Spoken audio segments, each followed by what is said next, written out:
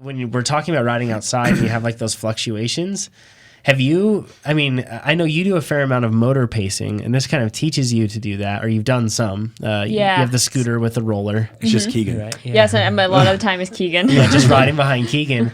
How have you gotten better, or have you noticed that it's hard to get good at putting out power over rolling terrain, that sort of stuff, like sustained power, and what tips have you used to get better at that? Yeah, I mean, I think on one of the things in this question, I'm like, 20 watts, how big are you? Well, what's your weight? Because 20 watts for someone like Nate is like petty. It's like nothing. Yeah. Or for me, 20 watts, I'm like, okay, that could be quite a big difference in zone. But, I normally try to look at my normalized power for my endurance rides just to account for the descending, because there's no way I could do, upper zone 2 for 3 hours, especially where I live, where we have so much climbing and descending.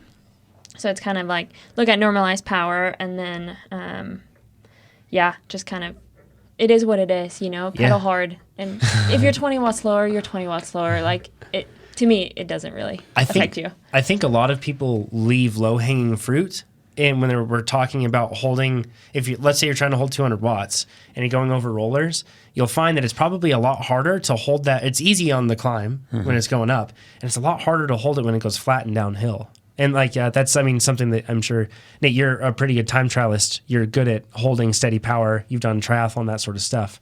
How did you get better at doing that? You just practice it. I think I know I've done some half Ironmans where, thinking of one, I think my average power was like, or normalized was like 230, and my average though was like 225, flatter course. That's impressive. But triathletes, you can do that. And you're just always shifting and just staring at your power meter and never stop pedaling. But the thing that Nate has to realize too is when you stop pedaling outdoors, you get a 0. And for math, when you're going 300, 300, 300, 300, you get a 0, that pulls your average down so fast, like so hard. That's why we look at normalized power outside.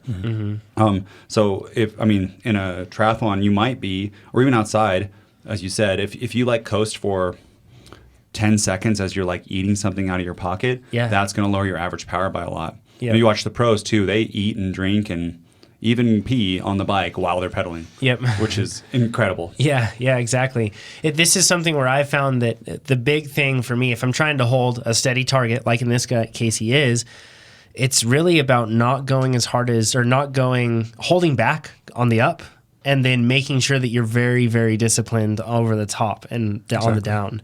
And that's also a great way to be able to drop people in a race, is when you can keep the power over the top, right? And that's something I'm sure you've been good at, just being a bigger guy, that sort of a thing, and focusing on TTs. And pushing the downhills. That works too.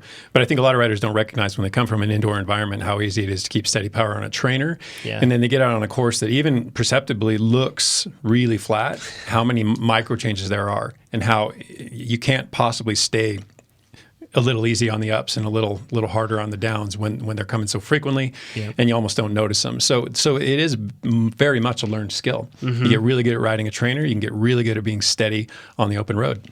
It has to be practiced though. I've noticed that juniors, especially, they really seem to struggle with this. Like younger riders, they're great at going, and they're usually their power to weight ratio is crazy, so they're really good at going hard on climbs, and it really hurts. But then anytime it gets flat or downhill, putting out 200 watts when you're going on the flat or downhill feels a lot harder than 200 watts when you're going up. And a lot of the times it doesn't even make sense, not in a race scenario. But in a training scenario where you're trying to stay on top of the weight, well, ideally don't pick courses like that where you have to drill the downhill.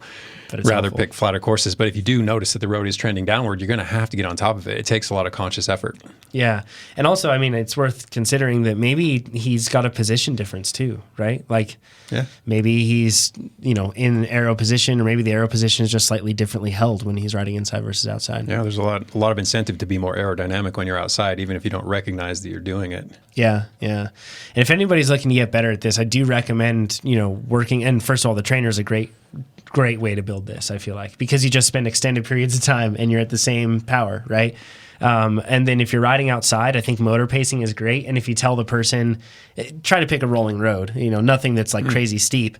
But if it's like something that has micro fluctuations, and just be like, peg that thing at 24 and do not budge, right? And I will be right on your wheel. You'll realize that, like, man, are you sure you're not going 34 when you're going like flat and downhill? Because it feels that way. But it's a great way to build that up. It's a bit luxurious. It's not available to a whole lot of riders. Or just find a fast person. Exactly. Yeah, that works. That absolutely works. Or just ride in a group. Right.